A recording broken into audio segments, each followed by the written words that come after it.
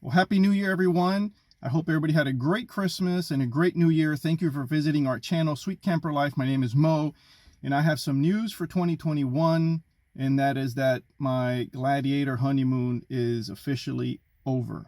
Stay tuned. I have some news you may want to find out.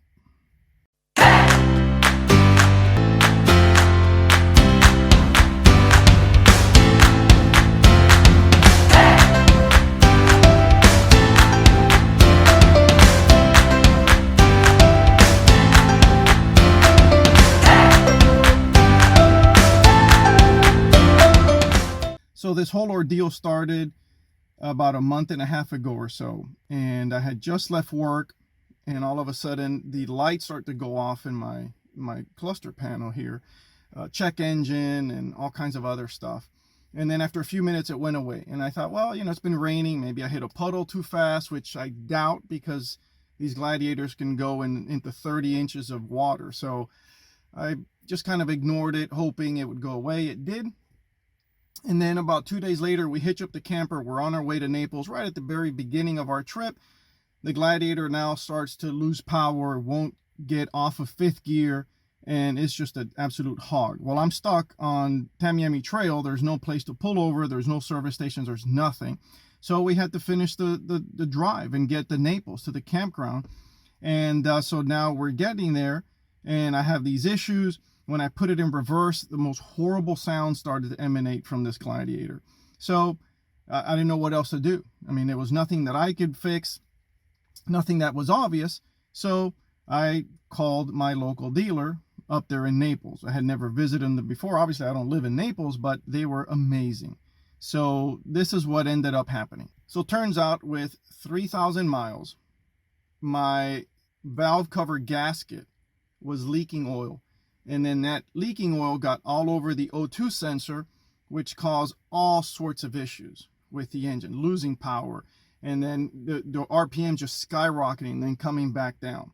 So all these different things because of that valve cover gasket, which is bizarre to me because I've had 2 prior Jeeps with the same engine, never had an issue. And here it is 3,000 miles into this thing, and now I have this issue.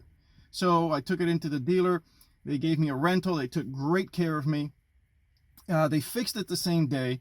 And then in the afternoon, I picked it up, back to normal. Everything's perfect. Everything's great.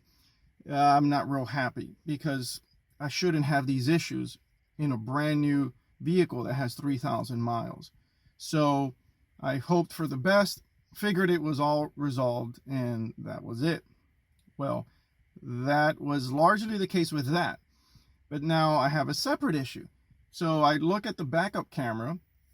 I'm trying to use it, and half of it is dark. I have no idea why.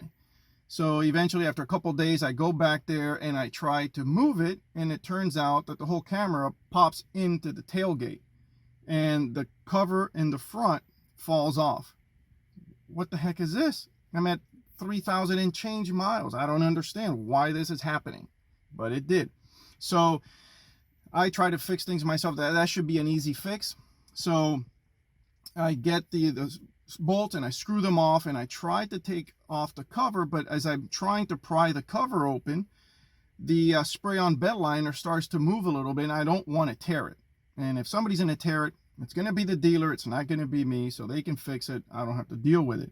So I ended up not being able to fix it. I don't want to damage the spray-on bed liner. So I just put the bolts back on, and I've been driving ever since without it. Well, that would be the end of it, right? No. Turns out now I'm having the check engine light going off, on and off. It'll go off, and then it'll turn back on, and then it'll go off, and it'll go back on again. There's no rhyme or reason. The truck is driving perfect, but the check engine light keeps going off. And now I'm at like 5,000 miles, 4,000 and change when it's been doing this. So it's been doing this for about 1,500 miles. I've been really busy with work. I don't have time to take it into the dealer. And so I don't know what this is about. So I have to schedule an appointment with the dealer to find out what's going on with the check engine light and fix the backup camera, which should be an easy fix. But when I spoke with the dealer, they let me know they would check the check engine light, but if it was something that they deemed was dangerous, They wouldn't be able to return the vehicle to me until it was fixed, but they would give me a loaner, a rental car through Enterprise, which is great. The problem is I tow a boat for a living. So if they give me a Corolla or an Impala, there's no way I can go to work. And I'm very busy and I cannot miss work. So now I'm stuck between a rock and a hard place. Take the Gladiator into the dealer, fix the backup camera, and should they check the check engine light, and if it's an issue, I can't get the car back, and then I lose a few days worth of work, upsetting quite a few clients and losing that income. So I don't know. We have an issue here that I have to resolve, but I'm going to schedule the appointment, find out what's going on, and I will keep you guys posted. So thank you for watching. Stay tuned.